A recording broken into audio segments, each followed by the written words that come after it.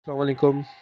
जैसा कि मैंने आपको कहा था कि मैं 4 स्टोरीज़ शेयर करूँगा। एक स्टोरी तो मैं ऑलरेडी शेयर कर चुका हूँ और अब मैं second, third and fourth story यहाँ पे शेयर करने वाला हूँ आप लोगों के साथ। अच्छा, वही हमारी डिबेट चल रही थी कि यार फेक स्टोरीज़ होनी चाहिए या रियल होनी चाहिए। तो मर्ज़ी है यार, फेक भी हो रियल भी हो। वैसे भी हॉरर स्टोरीज़ को तो मैक्सिमम लोग रियल स्टोरीज़ को फेक ही समझ रहे होते हैं। तो कोई मसला नहीं है मेरे हिसाब से, क्योंकि स्टोरी स्टोरी होती है। अगर लोगों को इंटरेस्ट पैदा हो रहा है तो वो सुन सकते हैं। सेकेंड स्टोरी बहरहाल मेरी ये है कि ये सेम स्टोरी इंटरलिंक है। वो मेरा एक दोस्त है ऑफिस में, कामरान मिर्ज़ा, और यही स्टोरी पहले भी मैं ऑलरेडी सुन चुका था किसी और के साथ। तो इस स्टोरी जो मैं सुनाने लगा हूँ सेकंड वाली, ये मोस्ट प्रोबेबली ये बिल्कुल ट्रू इवेंट होगा, क्योंकि ऐसा इवेंट दो लोगों के साथ अलग अलग जगहों पे अलग अलग लोगों के साथ हुआ है। यार अगर 90s के कुछ लोग हैं यहाँ पे तो वो मैक्सिमम बॉयज़ तो जानते ही होंगे। पहले सदर में एक रैम्बो सेंटर हुआ करता था जहाँ पे आप गेम्स और मूवीज़ की सीडीज़ लिया करते थे। कंप्यूटर का दौर था, सीडीज़ का दौर था। तो अच्छा, सॉन्ग्स की सीडीज़ भी आती थी, MP3 आती थी, ऑडियो सॉन्ग्स की आती थी। तो रैंडमली एक बंदे ने सीडी ख़रीदी रैम्बो सेंटर से। अच्छा, यहाँ वहाँ पे क्या होता था कि आप बहुत दफ़ा फेक सीडीज़ भी आए थे, नहीं कि आप पता चला गेम की सीडी लेके आया, पता चला उसमें टॉम एंड जेरी कार्टून निकल रहे हैं, या कुछ और सीडीज़ भी मुख्तलिफ चीज़ें हो जाती थी। खैर, वो बंदा सॉन्ग की सीडी लेके आया किसी म्यूज़िकल बैंड की, हॉलीवुड के इंग्लिश सॉन्ग्स की सीडी थी। उसने घर लाके सीडी चलाई। अब वो स्पीकर्स पे उसने चला दी। अच्छा, उस सीडी के अंदर कुछ ऐसी डिफरेंट लैंग्वेज के अंदर कुछ अजीब सा वो चलना शुरू हो गया। अच्छा, वो कुछ हुआ नहीं, लोगों ने इग्नोर कर दिया। वहाँ पे 10 मिनट तक वो चलती रही, लोग इग्नोर करके अपने कामों में लग गए। वो अजीब सी लैंग्वेज ना, वो अजीब सा ही टोन था कुछ। और उसने और उसके बड़े भाई ने, वो जो उस घर में उस वक्त अकेले थे, उन्होंने इग्नोर कर दिया, अपने अपने कामों में लग गए। 10 मिनट बाद आके, यार सीडी ख़राब है, बंद करके रख दी। उस इवेंट के बाद जो है वो उनके घर में अनफॉर्चुनेटली कुछ अजीब और गरीब वाक़यात होना शुरू हो गए। मतलब लाइट्स ख़राब होना शुरू हो गई, और घर का खाना जो था किचन का वो ख़त्म होना शुरू हो गया, और कभी कोई चीज़ खुद ब खुद रखे रखे नीचे गिरना शुरू। इस तरह के अजीब अजीब वाक़यात होना शुरू हो गए, जो कि वक्तन फ़वक्तन एक्सट्रीम लेवल पे जाना शुरू हो गए।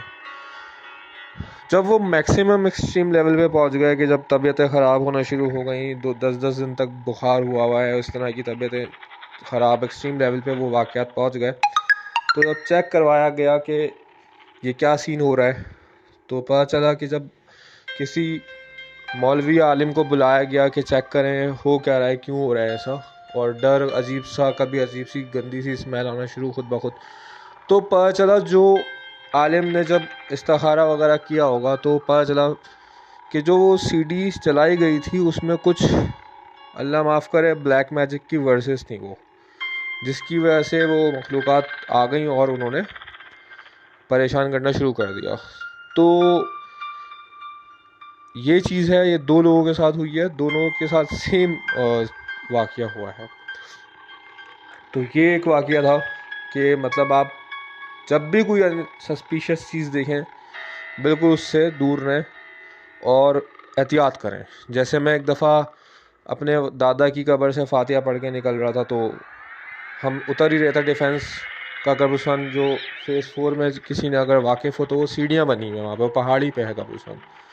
तो सीढ़ियों पे ही ना एक मट्टी की हंडिया कॉर्नर पे रखी हुई थी। मैं उसके साथ बहुत करीब से गुजरा, तो मेरे कज़न ने मुझे खींचा कि यार तू गलती से भी इससे नहीं टकरा गई हो, क्योंकि मोस्ट प्रोबेबली ब्लैक मैजिक के लिए रखी गई है, जिस तरह उसका लुक था। तो यही मैं कह रहा हूँ कि चीज़ें जब अगर आप देखें कोई अननेसेसरी या अनसस्पिशियस ही, तो उससे एहतियात करें। सेकंड थर्ड मेरा जो स्टोरी है वो ये है कि एक कज़न है मेरे, उनके दोस्त के साथ ये वाक़या हुआ। उनकी बेटी है तकरीबन 2 साल की। तो वो दोनों जो हस्बैंड वाइफ हैं, वो दोनों जॉब पे जाते हैं। तो बच्ची की देखभाल के लिए उन्होंने नैनी रखी है नैनी। तो एक दफ़ा ऐसा हुआ कि जब सब पूरी फैमिली खाना खाने रात का बैठी डिनर के लिए, तो बच्ची ने चेयर जो है वो खींची और कहने लगी कि आ जाओ एंजलिना, तुम यहाँ बैठ जाओ।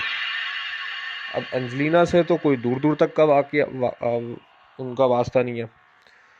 पता चला उस बच्ची ने एक माँ बाप की कमी की वजह से, क्योंकि वो दोनों ही उसको टाइम दिया करते थे, तो एक इमेजिनरी फ्रेंड उसने बना ली है एंजलिना नाम की, जिसको वो एंजलिना के नाम से पुकारती। और कभी जैसे संडे वगैरह को, सैटरडे को जब उनके बसात होते, तो वो अजीब सी बातें करना शुरू हो जाती थी कि जैसे एंजलिना तुम यहीं रहो, एंजलिना तुम यहाँ आओ, वहाँ जाओ, इस तरह की अजीब सी बातें वो करना शुरू कर देती। वो मुझसे नाराज़ हो जाएगी। फिर एक्सट्रीम कैसे आया इन चीज़ों में, वो इस तरह आया कि कभी ऐसा हुआ कि वो उनकी अम्मी ने उनके लिए सैरेलैक बनाया, तो वो जितना वो सैरेलैक खाती उससे डबल ट्रिपल खाना शुरू हो गई।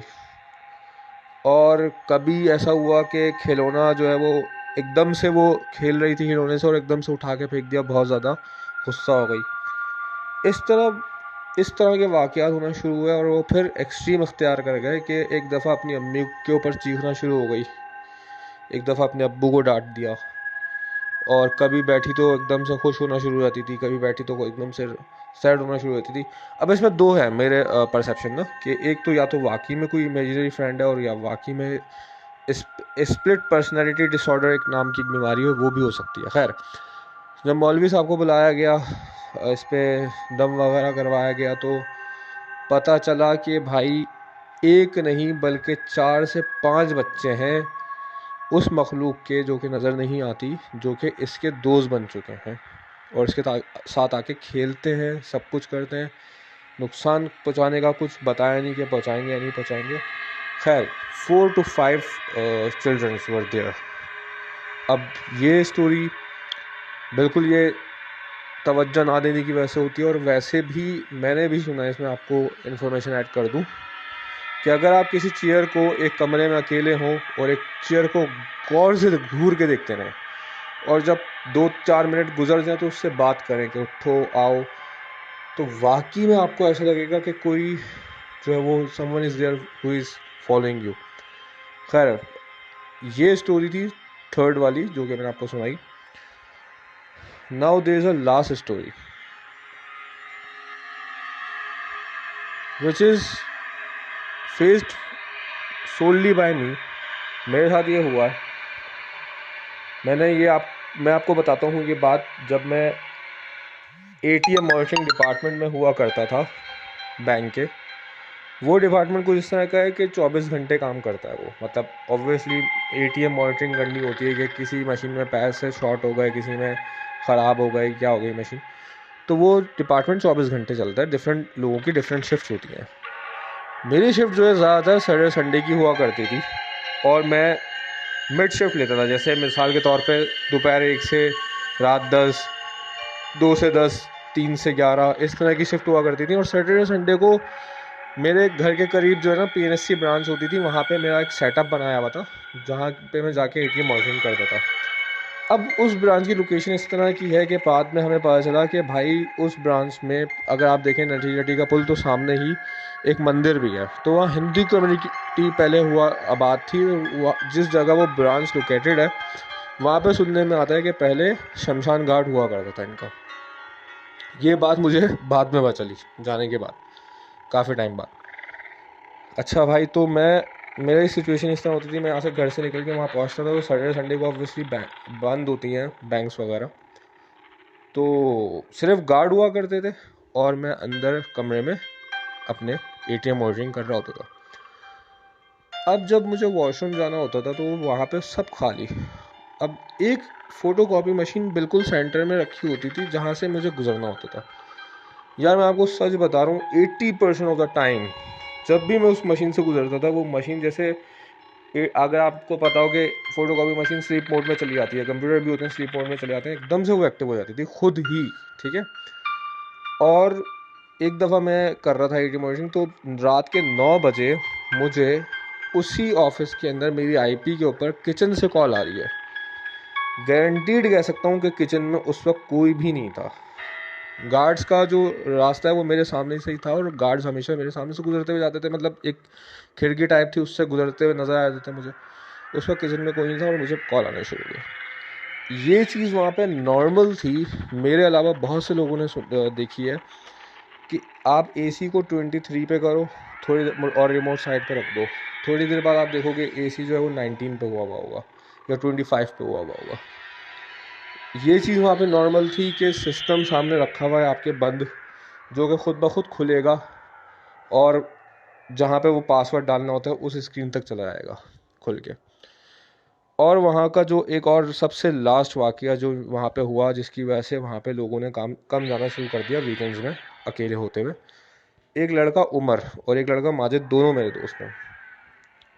हुआ ये कि एक दफ़ा माजिद और उमर दोनों की शिफ्ट एंड हुई, तो दोनों साथ ही जा रहे थे। तो उन्होंने कहा कि उमर ने माजिद से कहा, यार तुम बाहर जाओ, मैं जो है ना वॉशरूम से होके आता हूँ, वॉशरूम से आता हूँ, फिर चलते हैं।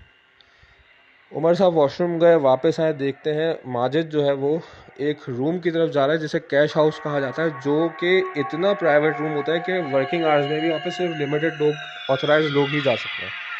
तो माजिद, उमर ने सोचा यार ये इस टाइम कैश हाउस में जा रहा है, हालांकि इसके पास तो एक्सेस भी नहीं है। बाकायदा उसने उसको जाते हुए देखा है, उसने इग्नोर कर दिया कि यार बोल के यार आ जाइए बाहर, मैं बाहर इंतज़ार कर रहा हूँ। जब वो बाहर गया, जब जो मेन गेट है एग्जिट का वहाँ पे गया, तो माजिद वहाँ पे उसको नज़र आया और रास्ता एक ही है, सब कुछ एक ही है वहाँ तक पहुँचने का। वो बंदा वहाँ से जो बाइक स्टार्ट करके घर पहुँचा है, उसके बाद कभी भी मुड़ के वापस नहीं आया। So this was my last story. तो 4 स्टोरीज़ मेरी कंप्लीट हो गई हैं एज़ पर माई कमिटमेंट। अच्छा, यहाँ पे मैं 2 क्वेश्चंस और रेज़ करना चाहूँगा आप लोगों के लिए कमेंट्स में इंगेज रहने के लिए। फर्स्ट क्वेश्चन इज़ कि क्या ऐसा पॉसिबल है कि जो इंसान मर जाए उसकी रूह वापस दुनिया में आए? क्योंकि ऐसे वाक़यात बहुत सुनने को मिलते हैं कि मैंने अपने दादा को देखा, दादी को देखा, चाचा को देखा, जो जिनकी 5 साल पहले, 4 साल पहले, 3 साल पहले डेथ हो चुकी है, वो मेरे पास आए, मुझे जो भी जैसे उनके रिलेशन से। तो क्या ये पॉसिबल है कि जो इंसान मर जाता है उसकी वो दुनिया में वापस आए और कम्युनिकेट करे? ऐसा हो सकता है। First question is this and second question is this कि जिस पे बहुत सारी डिबेट भी हुई है मेरी, कि आप सबको पता है हम सबके साथ एक हमज़ाद है। तो क्वेश्चन ये है कि क्यों ये बनाया गया है, what is the purpose of हमज़ाद? क्यों हमारे साथ ये बनाया गया और दुनिया में भेजा गया है, जबकि हमारे पास कुरान भी है और ऑलरेडी हमें शैतान भगाने के लिए शैतान भी है। तो इसका क्या पर्पस है? तो ये 2 क्वेश्चंस हैं, इसके मैं चाहूँगा कि कमेंट्स में आंसर आएँ। और स्टोरीज़ अच्छी लगी हो तो लाइक कीजिएगा, शेयर कीजिएगा और मुझे सपोर्ट कीजिएगा ताकि मैं कंपटीशन जीत सकूँ। फिर आपसे इंशाल्लाह आज मोस्ट प्रोबेबली आज स्ट्रीमिंग में मुलाकात होगी। तब तक के लिए अपना ख्याल रखें। Thanks for listening. अल्लाह हाफ़िज़।